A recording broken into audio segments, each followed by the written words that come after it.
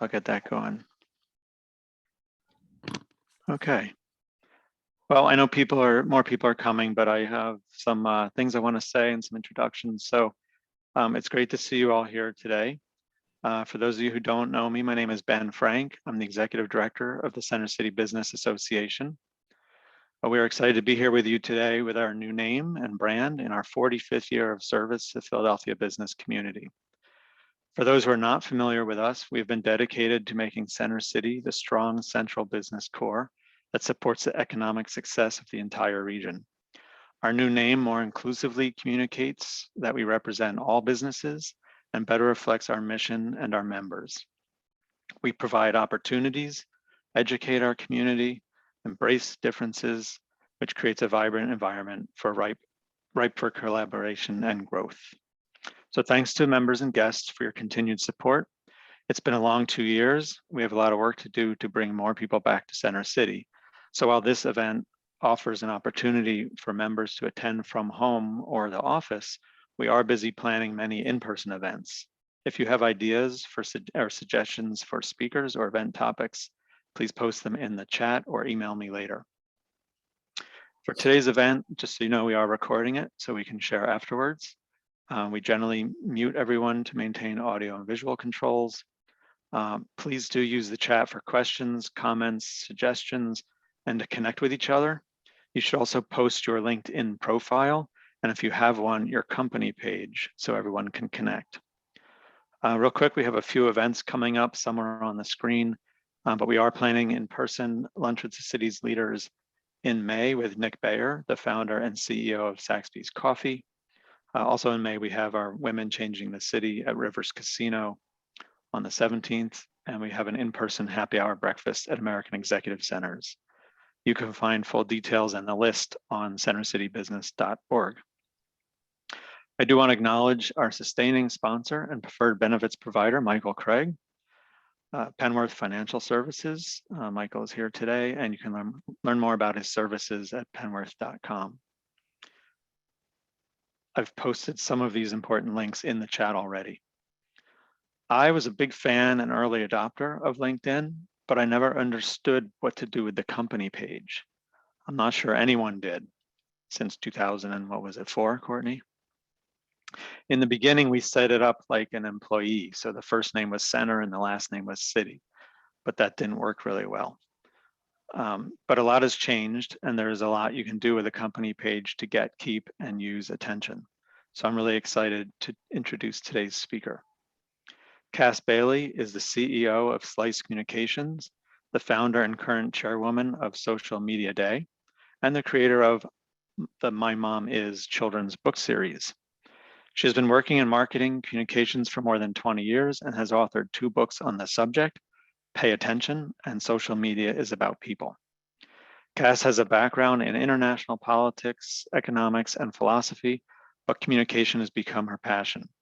And she has been tapped to share her insights and experience by various industry associations and media such as Good Morning America, CBS This Morning, The Today Show, and now Center City Business Association.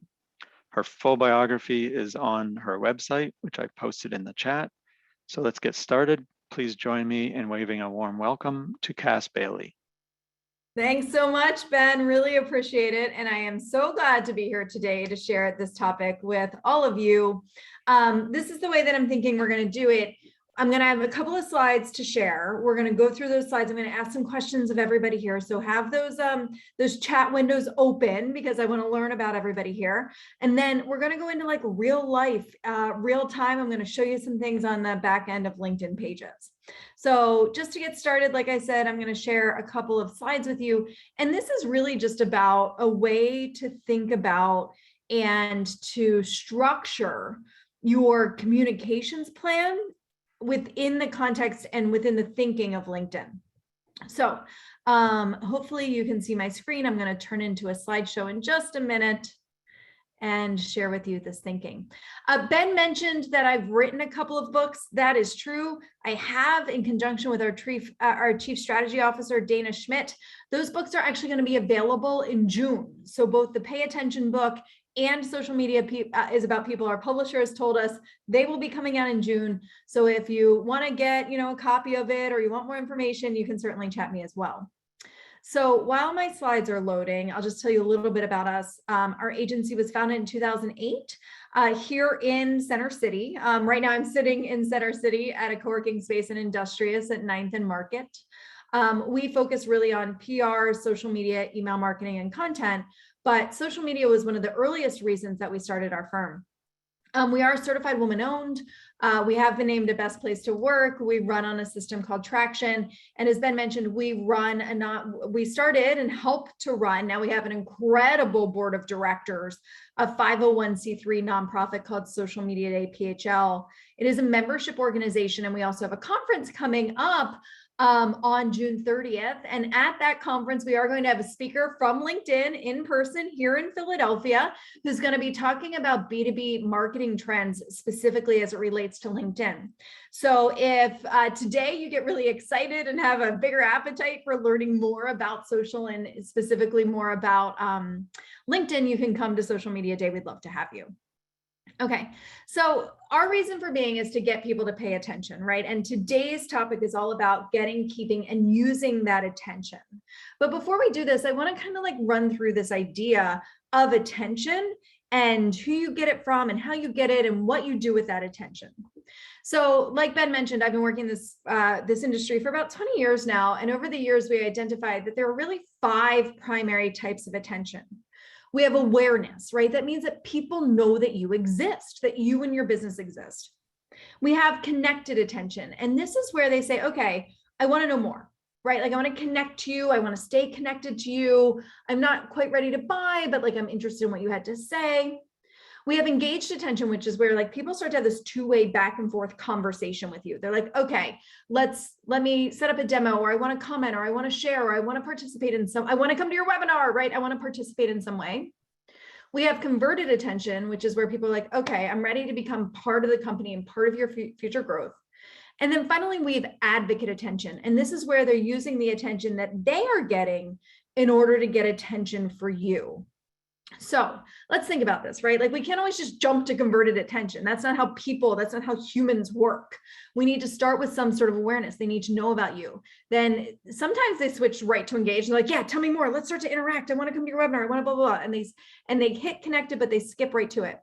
For some people, they're like, oh, okay, I'm aware of you. And I think what you do is really cool. I'm just going to start advocating for you, publicly. So what I want to know from everybody here on the call is on the webinar, if you think about like the next year, right, and the type of attention that you really need to get for your organization, what type of attention is that? Is awareness your priority? Or do you feel like you have a lot of awareness, but you are just not getting people engaged? Do you feel like you have a large engaged audience, but nobody's advocating on your behalf? So like, where is it? And I want to start seeing this in the chat. Like, what type of attention do you really think that you need in the coming year? So post that there so that I can see what's going on. What type of attention needs to be your priority? Come on, everybody. This is the interactive part of our presentation. Engaged, okay? We need some more engagement. We need people to like start interacting with us. Engagement again. Oh, we're seeing a lot of engagement, a little awareness there, right? People need to know that you exist. Very good. Engagement is definitely a popular one. It's a word that people have been talking about. Connected, engaged. Okay, very, very good. So the next part that we need to think about is really like, whose attention do you need, right? And we've identified that like there are 6 primary audiences. Yes, we have customers and clients, right? People who buy from you directly, absolutely. But when you're thinking about LinkedIn, we have some other audiences here as well. We certainly have employees and prospective employees, right? Like sometimes if we're struggling for hiring, and I know a lot of us are, the idea of employees and prospective employees, like that's the most important audience for our growth. For some of us, it's our competition. So if you're sitting here thinking like, oh, I'd really like to sell my business, I need to think about getting acquired in the coming couple of years, you might want to get the attention of your competition because they might give you the best valuation in terms of a purchase. For some of us, it might be investors, or if you're a nonprofit, donors, right? Like who's going to donate money to you, who's going to invest in you. They're not necessarily going to buy your products and services, but they're going to contribute financially in other ways. For some, it's partners, and partners can mean lots of different things, right? Like partners could be, in some cases, supply chain partners, right? We really need to source this particular thing in the supply chain in order to continue to produce our product. Partners might also be strategic partners, right? I want to create a joint venture with somebody in order to do this work better. And then the final potential audience is your centers of influence. So referrers, like people who refer you business or refer you employees. People who might be able to say like, oh, this is the organization that you should look at, or, oh, this is the accounting firm that you should use, or this is the lawyer that you should use, right? Like those people who exist in the business community who people go to ask them for referrals or are able to send them new information. So you told me a little bit about the type of attention that you need or that you want. I'm really curious from everybody here on this call, like of these 6 audiences, who are the most important? And please do this in the frame of LinkedIn. So like on LinkedIn, whose attention do you need? And I'd like to see these start to come through in the chat as well. Is it these employees and prospective employees? Are you there looking for clients or trying to connect with current clients? Okay, we have some centers of influence, customers, clients, influencers. Yep, customers, potential clients, employees, and investors. Okay, employee, new hire, some clients, members, customers. Okay, so we have a lot of this like customers, partners, customer, clients, employee thing for sure. So we're going to spend a bunch of time talking about that since that's what you all are interested in. Okay, the next thing that we need to think about in terms of our message, right? We know the types of attention that we need. We know whose attention we need. Now we need to figure out a little bit about what we want to say to get that attention. And this might be some homework for you all afterwards. So this is something that I want to flag. You might be in a place where like you already have this messaging figured out, but you might be in a place where you need to do this work. So as we think about messaging and we think about how we want to communicate on LinkedIn, there are really like 3 primary parts that should go into this messaging. One is a positioning statement. This is a very simple statement that talks about how you are different compared to others, right? Like what is your position in your market, in your industry, in your region that like helps showcase what makes you different? That's the first thing. And I'll show you a little bit later, like how you would use that positioning statement on LinkedIn. The second thing is that we need to articulate is like, what is your point of view? What do you all believe? And you as an organization probably believe, you have some values, right? Like a lot of times we put time and money and effort into our mission and into our vision, into our values, or we have a particular point of view on like where the market should be or what the market should be doing. A lot of times customers, clients, and employees will want to work with an organization because they share a point of view. So your employees or prospective employees, like they want to know what you believe because that might be attractive to them. And the same is true for customers and referral partners. So we need to figure out like, what is that point of view? What do you believe? The third thing in terms of the messaging are the supporting messages. What are the 2, maybe 3, and not 10, not 8, not 7, no, 2 or 3 key supporting messages that you want to communicate again and again and again and again through your LinkedIn presence. And ideally, like you want to communicate these things through all of your marketing communications, but specifically through LinkedIn. Is it something that's like, oh, we've been around forever, or, oh, we do the most innovative new products, or, oh, we are really growing in all of these new markets, right? Like, what are those critical messages? Not necessarily that you want to say, but that your audience wants to hear. Okay. So if you haven't already jotted this down as a to-do, please do, right? Even if you feel like you already have all 3 parts of this messaging pretty much figured out, now is a good time to like look at it, right? We're through the first quarter of the year. We're reviewing our first quarter marketing strategy, and it might be time to update these messages. The next thing that we need to figure out, and this is going to start to be like absolutely critical to our LinkedIn presence, is how are we articulating the message? And the way that we articulate message is through content. And there are really 5 primary types of content. We have visual content. We all know what that is, right? Pictures, infographics, sometimes GIFs or GIFs or whatever you want to call them, right? Do you have some strong visual content? Because all social media platforms, and especially LinkedIn, will give you better reach and give you better virality if you have something visual, not just words. So you'll want to have some visual content. Do you have some written content? And sometimes that's a blog post, sometimes it's an ebook or a white paper, but sometimes it's just something shorter, right? Like a written testimonial or a written perspective or like your take on what's happening in the news. We have video content. We all know what that is. And all the social channels throughout the course of the pandemic have been prioritizing video content because it tends to be the more engaging or the most engaging type of content out there. We also have audio content. This is something that you can listen to. And there are some really cool like hybrid content technologies out there right now that if you've been on a podcast or you've done some sort of audio content, these technologies enable you to visualize it. So it's both audio and visual at the same time, but not a video. It's different than that. And then finally, we have experiential content. Like, what are you creating that people can experience? So CCBA is great at this because they do events, right? You come to the events, you experience them. You come to the webinar, you have an experience. But there are also like some neat online things that you can do to create experience. Sometimes you can create an online game or a quiz or a questionnaire, right? So there are both these in-person and virtual experiences that you can create. LinkedIn has some of this built in now, right? They're doing things like LinkedIn polls where you can interact with the company through LinkedIn polls. And I'll show you a little bit about this later.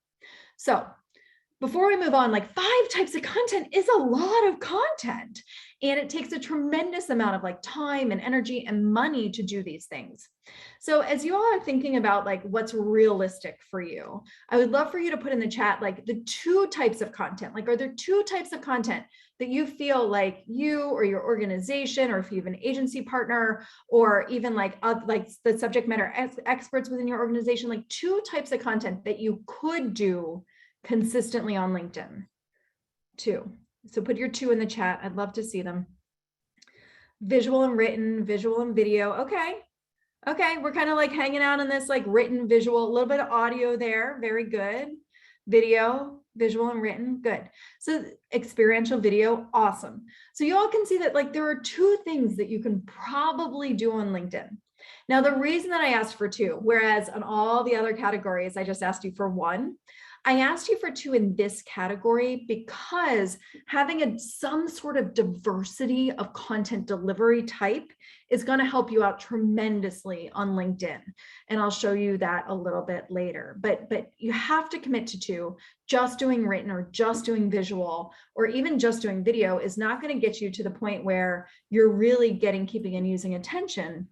And that's because like everybody likes to get information differently. And you want to make sure that you're creating at least 2 different ways to connect your messages with your audience. So as you can see, like on our slides, this is about how content connects with people, what we call surround sound. And in this case, we're really going to focus in on social and on LinkedIn. And the last thing I want to share with you, and this is kind of like the more advanced conversation that we can have, is about like content focus.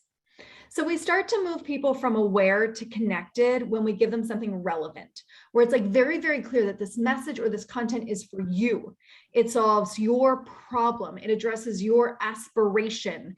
It clarifies your confusion, right? So like when it's very relevant and like focused on that audience, and when the content is like focused on them and their problem, is when we get them to connect.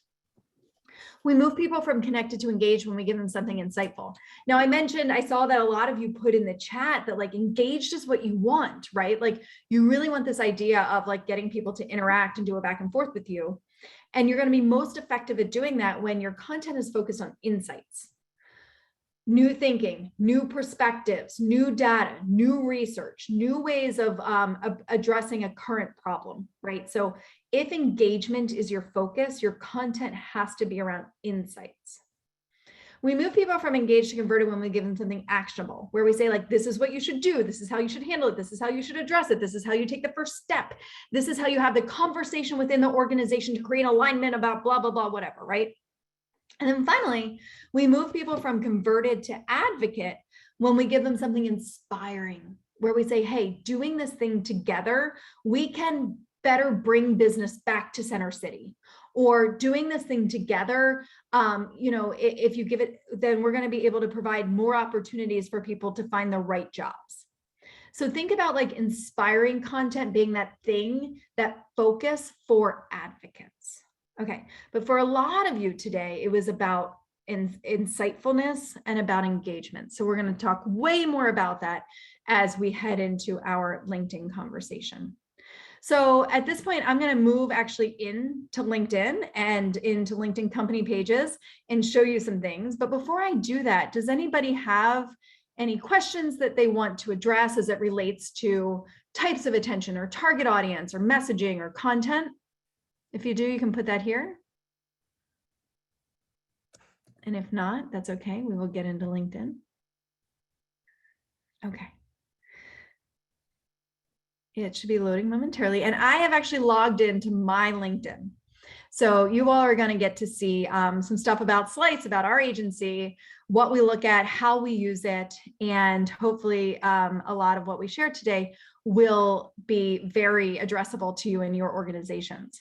So before we start into this, I would love to know again in the chat, who here on the call has admin rights to their page? Who has admin rights to their company page? And if you don't have admin rights, just say, I don't, right? Okay. Oh, good. Good. We have a lot of admins here. That is wonderful.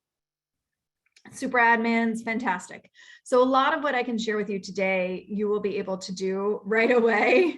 Thank you, Ben.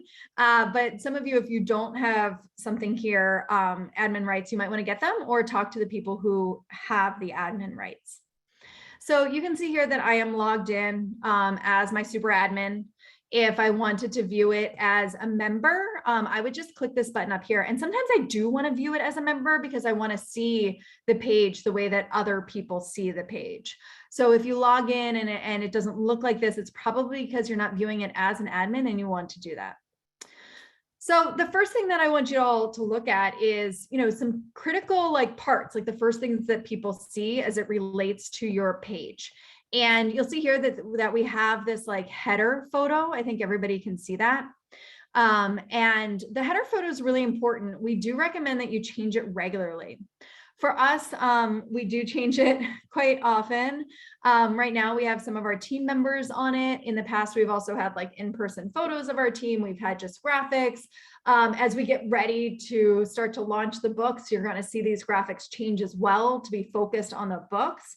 And so the thing to think about on your page is this big image, this first thing that everybody sees when they come to your page, is it relevant to what you're doing today and what you're doing now? And one of the best practices we recommend is for you all just to put on your calendar a recurring meeting every quarter to say, check LinkedIn page header, right? Is it still relevant? Does it still make sense? And is it focused on what your business is focused on at the time? Okay. The second thing is just to make sure that your logo here, I think you can see where I'm pointing to the logo, that your logo is clear and that it is, designed to be in the square version, because whenever anybody's looking at your page in places other than this home screen, the only thing they're pretty much going to see is this logo. So you just want to make sure it's clear, concise, and that it is accurate, it's up to date, it says what it needs to say. The next thing to focus on here is this description. Now, our description, we made a choice to make it very short. One of the things you'll notice is that when you're searching on LinkedIn and you kind of hover over a company, it'll tell you a little bit about that company. So for us, we recommend not putting a whole paragraph in there, especially not just copying and pasting your boilerplate, because if you have a boilerplate or an about us section and you just post it here, a lot of times people aren't going to take the time to read it because that's just not how they interact with LinkedIn. So we want to find it very, very short and to the point. You can see that our prioritization here in terms of messages is that the first thing we talk about is clients. So clients and prospects, we know that people on LinkedIn search companies that they're looking to buy services from. They look them up on LinkedIn. So for us, our priority here is clients, and our first message is about clients. Our second and third messages are really about employees. We do focus on being a woman-owned business. We find that that's something about our point of view, right? That who we are and what part of our differentiator in some cases. But we know that being a woman-owned business is something that we think will attract the types of employees who want to work with us. And also, you know, our best places to work, which at this point is a couple of years old. Hopefully we'll have the 2022 ones shortly. But we did want to put that on here as well, because like that's a critically important message that we want to communicate again and again and again as it relates to employees. So as you can tell for us, right, clients and customers are number one, and then employees are number two audience. Though sometimes that flips and flops. So that's something to take a look at. The next thing that I want to show you all is really like to dive into the analytics in terms of your company page. A lot of times you're like, oh, well, whose attention am I getting on LinkedIn? And this is something to take a look at, and you'll really want to know this, right? Who are the people? And you can see here that 23% of the people who follow us or who have visited us recently are marketing and communications, marketing, business development, sales, art and design, and then it kind of gets into operations, HR, research, education, finance. We don't have a big following in IT, and you know what? That's okay. That's not the target market that we're going after.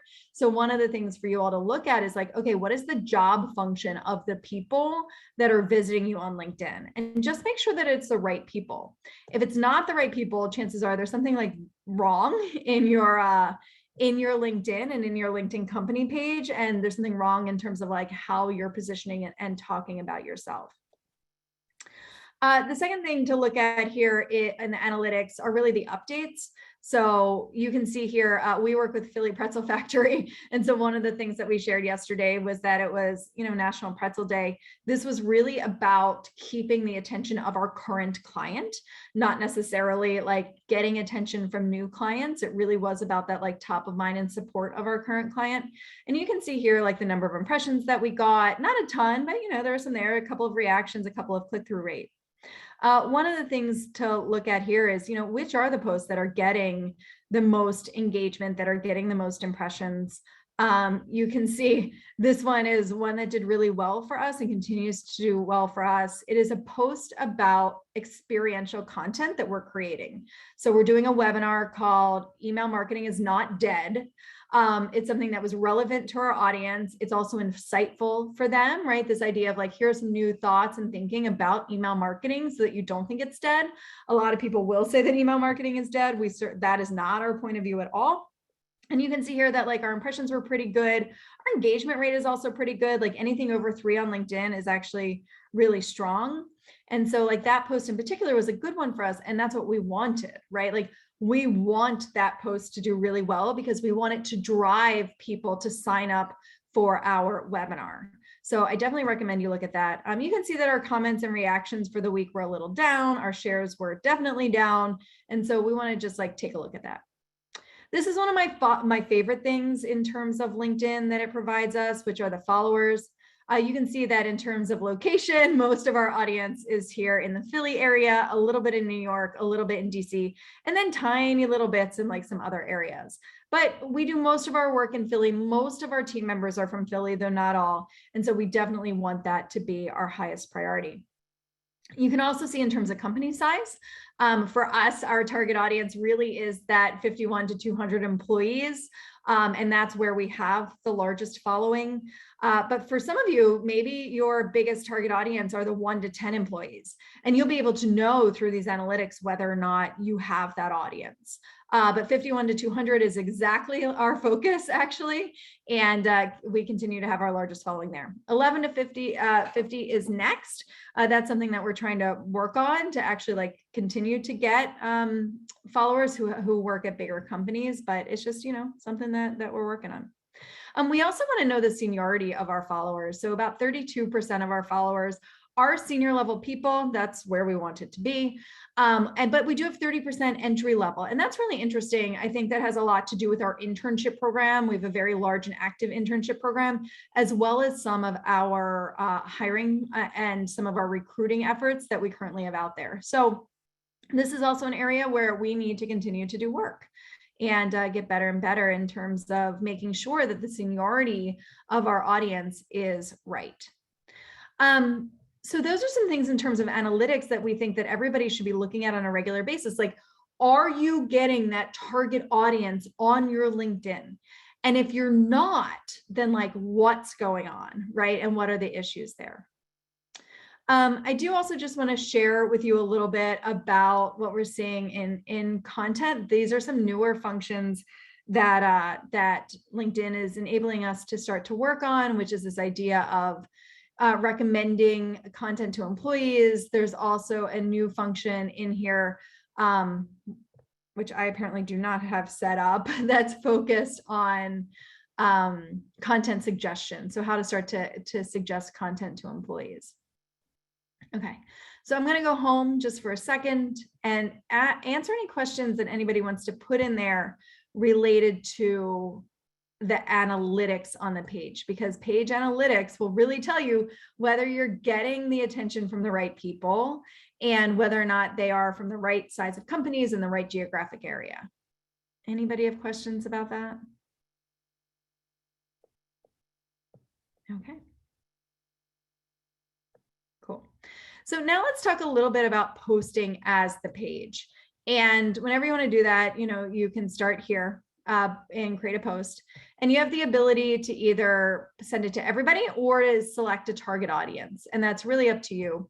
And then you can be more intentional about which audience gets it. So for instance, if you are managing a page that has a global presence or even a national presence, and maybe there's a post that you want to make just about Philadelphia, or about like a volunteer activity that your team did in Philly, you can start to target those posts so it doesn't go to everybody, that it just goes to people in the Philadelphia area. That's just one example of targeting the post, but don't just assume that like every post needs to go to everybody. That's certainly not the case. The next thing, obviously, like you would put your text in here. And LinkedIn has added all sorts of like interesting things. You can certainly add a photo, you all know that. You can add a video. Now there's this question about, oh, should I add a video natively within LinkedIn or should I link to a video elsewhere? We always recommend adding a video natively here to LinkedIn, which means like uploading the video into the post. And the reason why is because LinkedIn knows that people stay on its platform if they are able to watch the video right there within the stream. And so when you add the video like that, it'll make it easier for them to watch it in the stream, and LinkedIn will actually give preference to your post if you have the video in there natively. You can also add a document. If you are going to add a document, we do recommend that you add it like as a PDF, right? Something where you can control the document and you just don't put it out there into the world. You can also share that you're hiring. This is a newish function that LinkedIn has added. And it's one that, like, if employees are your ideal target audience, even if the post isn't about a job opening, you still might want to click this to share that you're hiring. We have celebrate an occasion, and you've probably seen this. It's something that a lot of people are doing, where every time they have a new job or they get promoted, like LinkedIn has these pre-created graphics that it's showing. So I don't know about you all, but now I log in, it's like, so-and-so has a new job, so-and-so has a new job, so-and-so has a new job. And you like see these graphics, these occasions like again and again. And I think it's, really this attempt to create a visual connection with like something that's happening in somebody's in their life or in their professional life.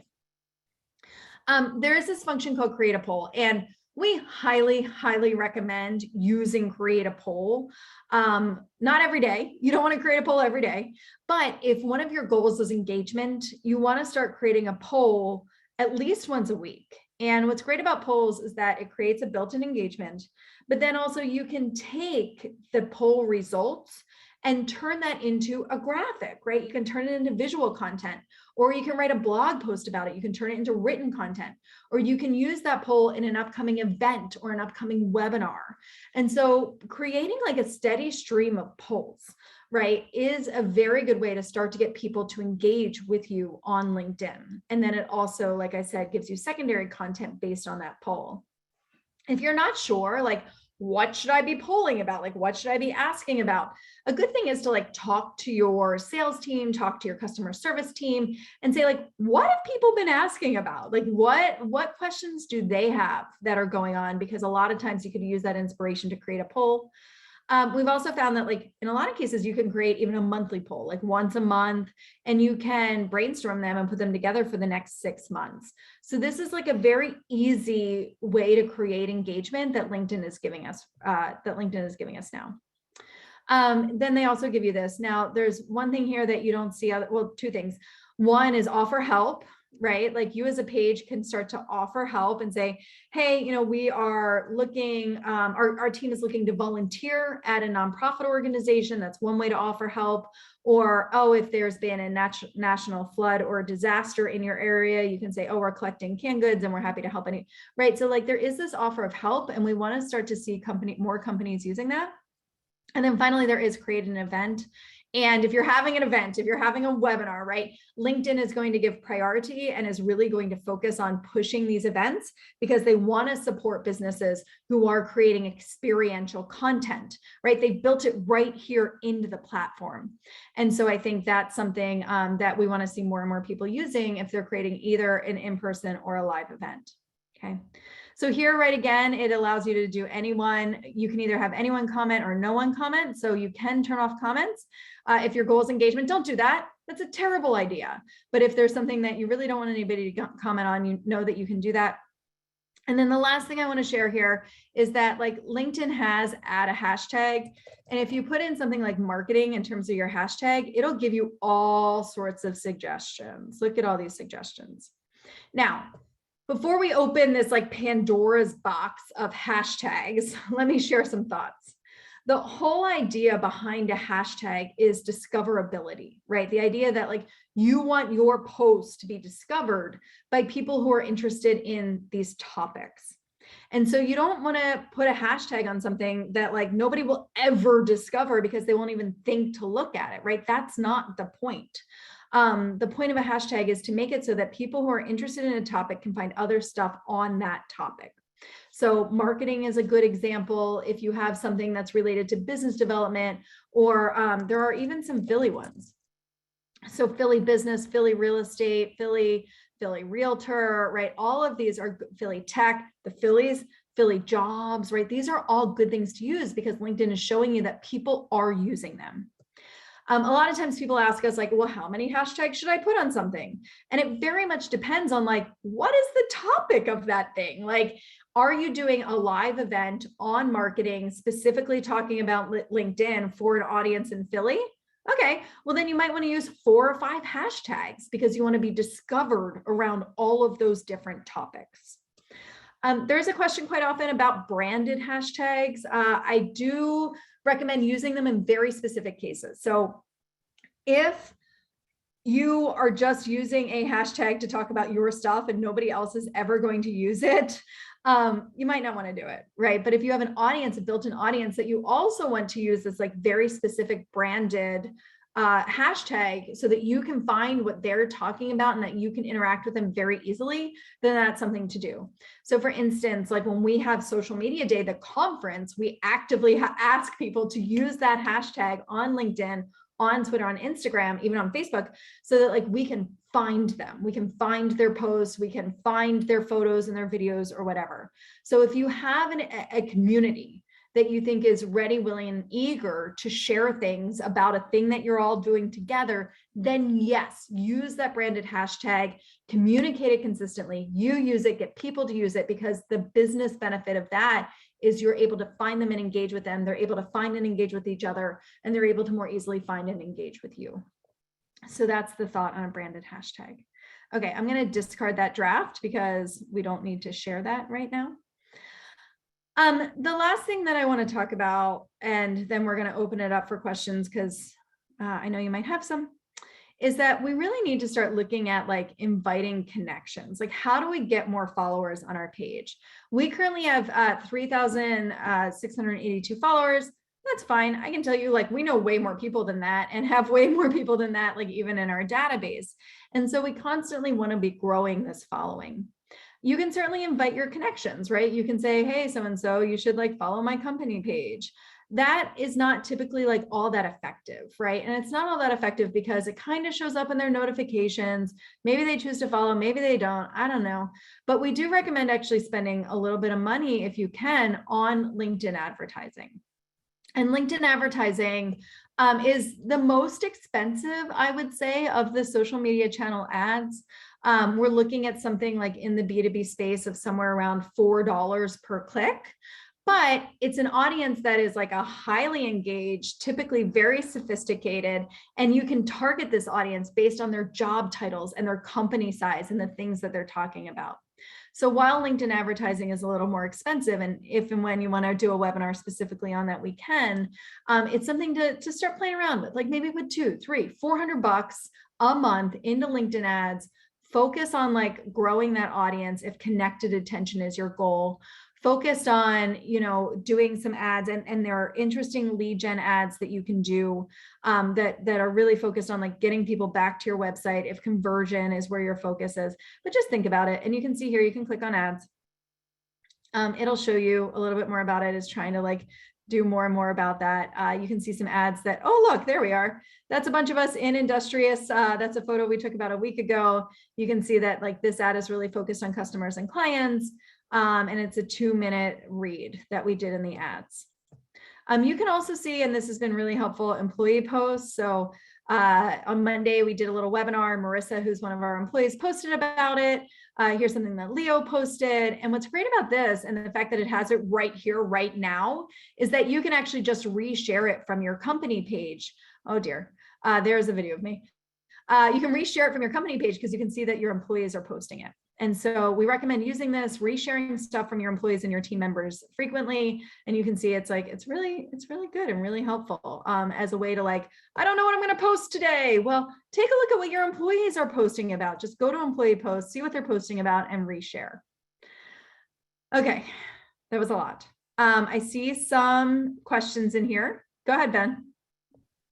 I was going to state Brian's question because it was the same question I had, which is if you could talk a little bit about the difference between posting on the company page versus posting on your own page, posting the same thing on both, or sharing, and what the point is of all that.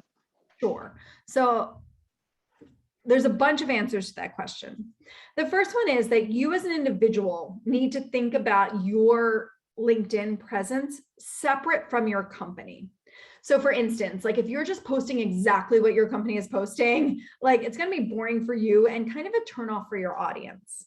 So as an individual, yes, you might want to post and repost what your company is posting, but like there should be other stuff that just you are doing that's related to people that you know, like, and care about, right? Sharing and commenting on their stuff. Organizations and causes that you care about, sharing, like resharing and posting about their stuff. News and information that you care about that maybe your organization doesn't. So if you as an individual are posting like all of this diverse content, and then you share something that your company has posted, that's really the best strategy. So it's not just like, oh, I see the same thing from Cass and Slice, and Cass and Slice, it's exactly the same. Oh my God, that's so boring. Does she really have a strategy? It's like Cass is posting about like these things that she cares about. And also when there's something really important from her company, she shares that as well. That's really the best practice. I'll tell you, like, for instance, Slice has 3,600 followers. I personally have like 15,000 followers. So my follower count is a lot higher than Slice's. I've spent a lot of years investing personally into my LinkedIn and my personal professional network. So every time I share something from Slice, there's a value to that. There's a benefit to that the reach gets a lot higher when I do that. But my following and my community stays the size that it is and doesn't grow because I'm not just mimicking, I'm not just parroting what the company does, I'm doing different stuff too. So think about that as a strategy, like who you are and how you show up should be different than your company. And if you're able to do that effectively, when you then share from your company, and we do recommend sharing from your company, then you're going to get greater reach. Now, let me address why you share from your company instead of just posting to your channel natively. The reason why is because on your channel, you're not going to, like within your account, you're not going to get the same level of data and insights as the company does. And when you share something from your company, like a post that has been made on your company page, when you share it, the company page still gets data and insights and more data than you will ever get. And that's why we recommend sharing and not just posting to your own channel so that the company page gets that data. Does that make sense? Okay, getting some nods. Sharky said, you mentioned 4 hashtags. How many is too many? So here's the thing, right? Like if most of your page is, if most of your post is hashtags, it's like, not going to read that. That feels spammy to a lot of people. Remember, hashtags are about discoverability. So what are your priorities in terms of who you want to discover you and around what topics do you want to be discovered? And if you can keep it like, I would say like under 6 or under, then it won't look so spammy. Once you get into 7, 8, 9, 10, 20, it's like, they're just posting this because it feels like it's something that they think that they're just going to put a ton of hashtags on and then maybe a whole bunch of people will look at it. And that's just not how it works. So try to think about like prioritizing your hashtags so that you're just picking ones that are really focused on your audience and really focused on the topics around which you'd like to be discovered. Okay. What other questions do you all have? I will answer any question you have about LinkedIn. Yeah. Somebody said, when I post, I usually write an article, add pictures. Should I just start a post instead? I usually write an article. Oh, so you're starting here and write an article instead of starting as a post. Okay. Here's the thing. LinkedIn loves when you write an article. And also the search engines love when you write an article on LinkedIn. So this is actually like a very, very good thing to do if you have something like that's long enough to be an article. A lot of times when we're promoting something else, like if we're promoting a webinar or we're promoting company news or we're trying to push back to our website for a landing page or for a case study or for whatever, then you want to start with a post, not an article. So use the articles the way that they're meant to be used, which is like longer form, more images, very, very search engine friendly.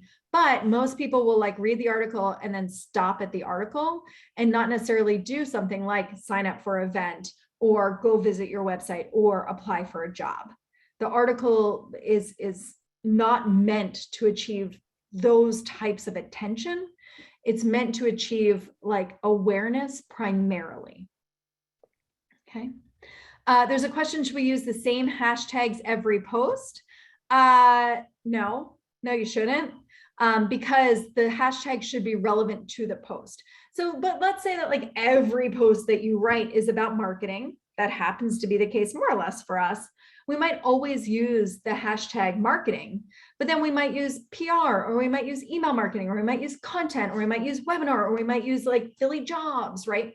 So you're not going to use the exact same set of hashtags for every post because it's super unlikely that every post is exactly the same and has the exact same discoverability.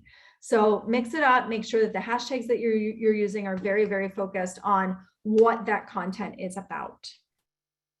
Okay, next question. If I'm writing a weekly blog as an author, should I post it on my individual LinkedIn page? Maybe. So let's run through some scenarios. Like let's say you're writing your weekly blog, and Keith, can you tell me, is that blog a LinkedIn blog, or is that blog like a blog on your website? Where does that blog live? Like where do you want people to go to view the whole blog? On LinkedIn or on another site? Feel free to unmute, Keith. Oh, on his author site. Okay. So Keith wants people to go to the book. And Keith also is an author, wrote an amazing book. Everybody should check it out. He's a great writer. And so he's got this weekly blog on an author site.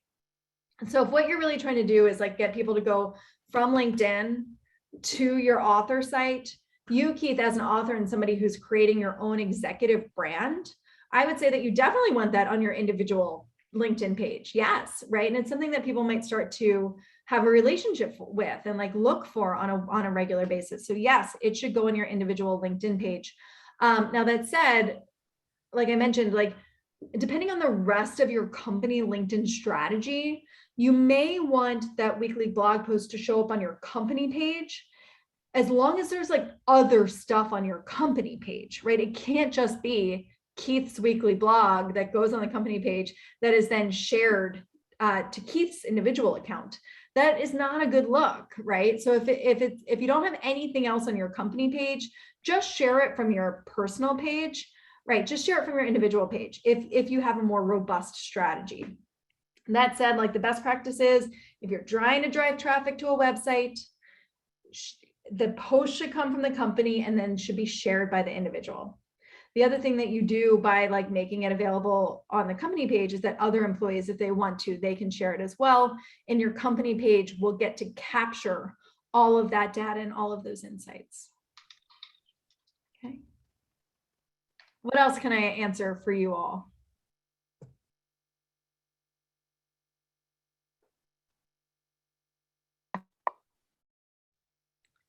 Why does it say sales nav on the top right when yours says advertise? So that's a really interesting question. Let me share and I will show it to you because it's pretty cool. So we subscribe to something and it is a subscription called Sales Navigator. And Sales Navigator, I'll show it to you. Sales Navigator is this tool, hopefully it opens up, that enables you to like research and target and do outreach to potential like clients and customers. You can also use it for employees, though LinkedIn has a tool that's specifically focused on recruiting called LinkedIn Recruiting, but they have this tool called Sales Navigator. And Sales Navigator, when you log in, looks like this. Come on, Sales Navigator. It will load at some point.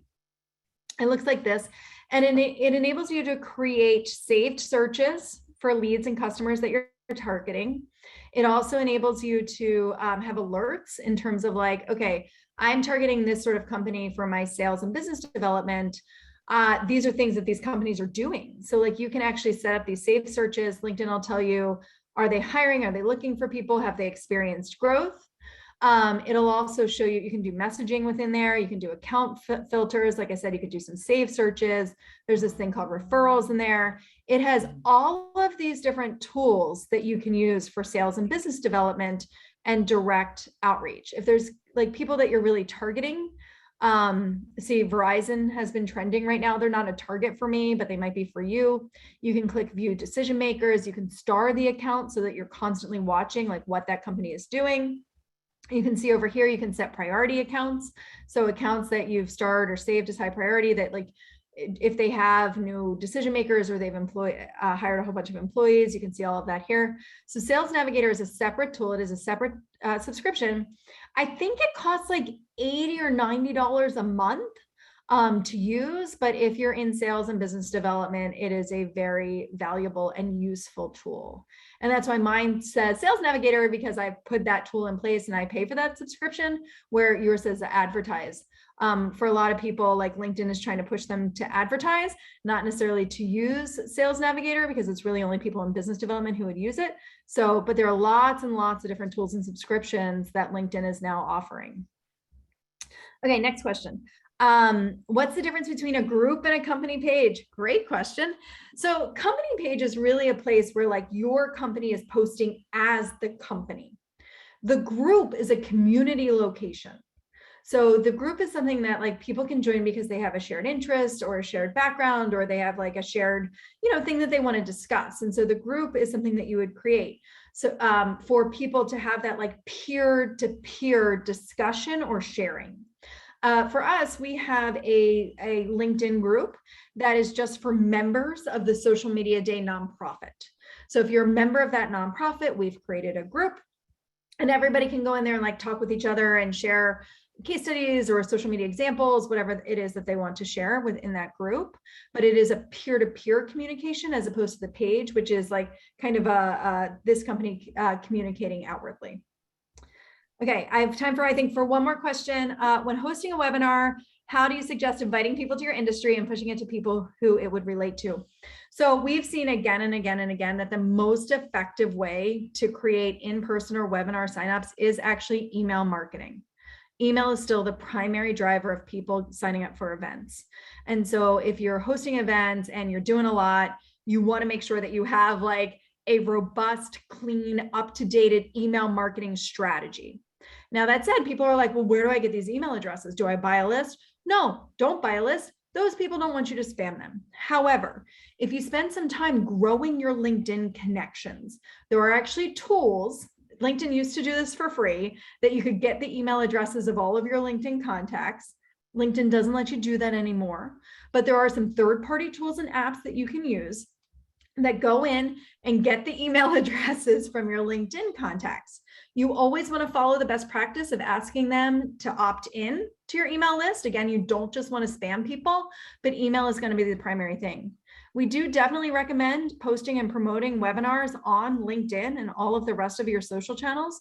It will, one, like, get people to sign up in some cases, new people, but two, it's also that top of mind thing, right? Like that keeping attention part of it, which is I'm going to keep this attention because I'm going to remind people when they log into LinkedIn to come to my webinar and to act on that email that I sent them. But a lot of times the email is what drives the webinar or event sign up.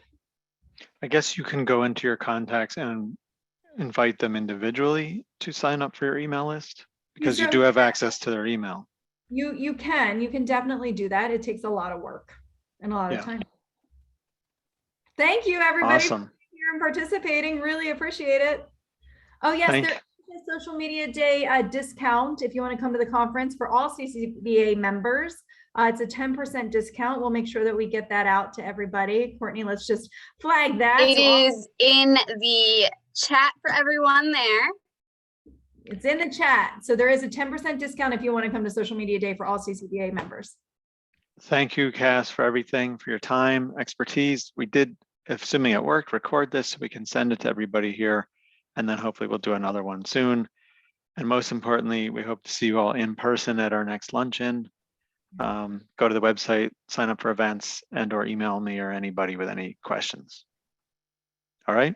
Thank you, Cash. Thanks, everybody. Thanks, everybody. Bye-bye. Bye.